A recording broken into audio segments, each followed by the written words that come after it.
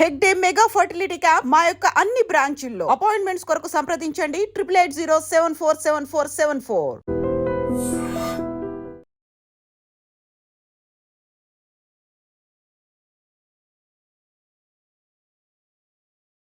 అయితే మీ అన్న గారు సాగర్ గారు రియల్ ఎస్టేట్ దందాలు చేయరని మా అన్న అలాంటి దందాలు ఏం చేయలేదన్న. ఆ టీచర్స్ కొంతమంది కలిసినటువంటి వాళ్ళు మేము పెట్టుబడి పెడతాము మాతో పాటు నువ్వు హెల్ప్ చేయన్న మాకంటే పోయి ఇంకా ప్లాట్లలో ఇల్లు అందరు కలిసేసి పెట్టుబడి వాళ్ళే పెడుతున్నారు. వచ్చిన లాభము అందరికి సమానం. ఎందుకంటే హెల్ప్ మాట్లాడడము ఇవన్నీ చేయడం మా అన్న చేస్తున్నాడు కాబట్టి అట్లా వచ్చినటువంటి లాభం ఇల్లు పంచుకోవడం ఉంది తప్ప ఎవరిని బెదిరించింది లేదు. అలాంటి రియల్ ఎస్టేట్ కూడా మొత్తం అదే బిజినెస్గా కూడా లేదు. మెయిన్ తోట వ్యవసాయము, రెండో బిజినెస్ ఒక బతుకు తెరువు కోసం ఆ బిజినెస్.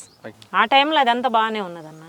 డీకే మొత్తము మన పట్టు ఉన్నటువంటి ప్రాంతంగా ఉన్నది. ఇప్పుడు దెబ్బతింటుంది. అది ఏంటిది అనేటువంటిది పార్టీ సమీక్షించుకోవాలి. పార్టీ తీసుకున్న లైన్ ఎప్పుడు పురాతన లైన్ కాబట్టి పార్టీకి ప్రజలు దూరం అవుతున్నారు అనేది.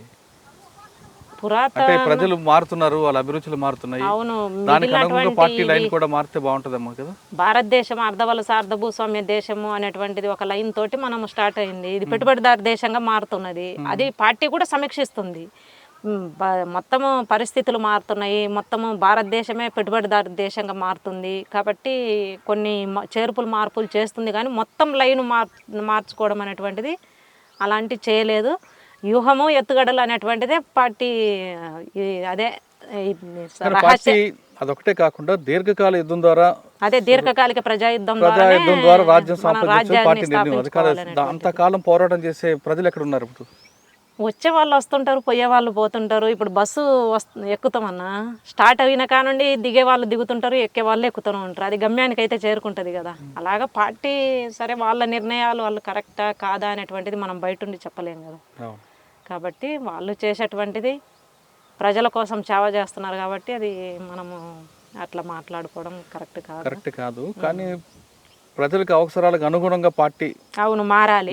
అది మారాలి అంటే వాళ్ళు బయట కూడా ఇప్పుడు కొన్ని బయట పరిస్థితులు ఇవన్నీ తెలుసు. ప్రజా సంఘాలు కూడా దూరం అవుతున్నాయి కదా పార్టీకి.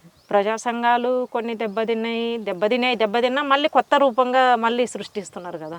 ఇప్పుడు కుల సంఘాలు ఎక్కువ అవడం వల్ల పార్టీకి ప్రజలు దూరం అవుతున్నారు అనేది వాస్తవం. కుల సంఘాలు గ్రామంలో ఒక చిన్న సమస్య వస్తే వాళ్ళు ఖచ్చితంగా పార్టీ దగ్గరకు వచ్చి సమస్య పరిష్కరించుకున్నారు. కానీ ఇప్పుడు కుల సంఘాలు ఒక కులానికి ఒక సంఘం అవడంతో ఆ సమస్య అంతా కుల సంఘాలకే పరిమితి అయిపోతుంది. అట్లా ఏం లేదన్న. ఆ కులం వాళ్ళు కూడా వచ్చేసి మాకు ఈ సమస్య ఉంది అని చెప్పేసి ఇప్పుడు మాదిగ దండోరా అనేది ఉంది. మాదిగ దండోరా కమిటీ మాదిగ దండోరా అనేటువంటి ఆ పెట్టుకున్నటువంటి వాళ్ళే మళ్ళీ మన పార్టీ దగ్గరికి వచ్చి మాట్లాడిన వాళ్ళు ఉన్నారు. ఇప్పుడు మాల మహానాడు పెట్టుకున్నారు, వాళ్ళు పార్టీ దగ్గరికి వచ్చి మాట్లాడిన వాళ్ళు ఉన్నారు. అట్లా కుల సంఘాలు ఉన్నప్పటికీ కుల సంఘాల ద్వారా కూడా దాన్ని అడ్వాన్స్ చేయించడం అనేది వాళ్ళలో ఉన్నటువంటి కొన్ని సమస్యలు పరిష్కరించుకోవడానికి ఉపయోగపడుతుంది. కానీ దీన్ని కులాలుగా పెట్టాలి అనేటువంటిది పార్టీ రూల్ ఏం కాదు. అన్ని కులాలను కలిపి సంఘాలు పెట్టాలి, అన్ని కులాలను సమానంగా చూడాలి అనేటువంటిది పార్టీ ఉద్దేశం. అయితే కుల సంఘానికి పెట్టి కులాన్ని నిర్మూలించాలనేటువంటిది అట్లాంటిది పార్టీకి లేదు. ఓకే, పార్టీ వైపు వెళ్ళాలని ఎవరు కోరుకోరు, కేసులు పెట్టుకుంచుకోవాలని. కానీ పార్టీ మాట్లాడుతున్నట్లుగా ప్రజలు ఎప్పటికైనా పార్టీ వైపు తిరిగే అవకాశం ఉందంటారా? సమస్యలే తిప్పుతాయి అన్న పార్టీ వైపు. ప్రజలకు ఉన్నటువంటి సమస్యలే తిప్పుతాయి. ఇప్పుడు చాలామంది ఇప్పటికి కూడా మా దగ్గరికి కొంతమంది ప్రజలు వస్తున్నారు. అన్న అప్పుడు మీరున్నప్పుడు అయితే ఫారెస్ట్ వాళ్ళు లేరన్నా, మాకు బాగున్నది, ఇక్కడ కర్రలు కొట్టుకునే వాళ్ళము, కర్రలు చేసుకొని బొంగులు కొట్టుకొని బతికే వాళ్ళం, మాకు ఇప్పుడు ఇబ్బంది అవుతుంది అన్న అని చెప్పేసి చెప్తారు. మరి ఇప్పుడు మేము తుపాకులు పట్టుకోవాలన్నా అని అడుగుతున్నాం మేము. ఇప్పుడు మీరు మీ ఇళ్ళల్లో కూర్చోవాలి, మరి మేము తుపాకులు పట్టుకొని మేము ఒకళ్ళం చేయాలనా అని చెప్పేసి మనం అడుగుతున్నాము. కొన్ని ఏమన్నా మాట్లాడగలిగి పరిష్కరించగలిగినటువంటి మనం మాట్లాడుతున్నాము. ఓకే, అంటే సమస్యలు ఎప్పటికైనా సమస్యనే ఒక పార్టీ సమస్య ఏదో రూపంలో రావచ్చు. కానీ అటువైపు తిరగకుండా ఉండాలి, ప్రభుత్వాలు ముందు కిందకి దిగాలి. అవును, ప్రభుత్వాలు అందరికీ ప్రభుత్వం డీకేకి పోతుంది అన్న. డీకేలో పెద్ద ఎత్తున బ్యాచ్లని ఇప్పుడు పువ్వారు అనేటువంటి దాదాపు ఒక నెల నుంచి ప్రచారం అవుతుంది. పువ్వారు అనేటువంటి గ్రామంలో పెద్ద ఎత్తున క్యాంపులను దింపినదని చెప్పేసి క్యాంపులను దింపేసి అక్కడ మొత్తం పెద్ద ఎత్తున జనాలను బెదరగొట్టి జనాలను కాల్చి చంపడం అనేటువంటిది కాకుండా జనాల డెవలప్మెంట్ కార్యక్రమం తీసుకున్నదనుకో జనాలే వస్తారు కదా.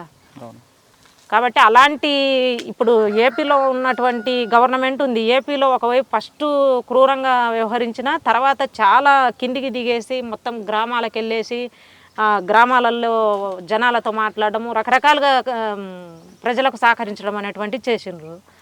ఆ రూపం తీసుకున్నప్పుడే జనాలకు అవసరం ఉండదు ఇంకా పార్టీ అవసరము ఏదో ఒక రకంగా ఉంటదన్న. కాదమ్మా, ఇప్పుడు ప్రభుత్వాలు దిగి ప్రజల దగ్గరకు వచ్చి ప్రజలకు అవసరాలు నెరవేరిస్తే ఇంకా ప్రజలు పార్టీ వైపు ఎందుకు వెళ్తారు?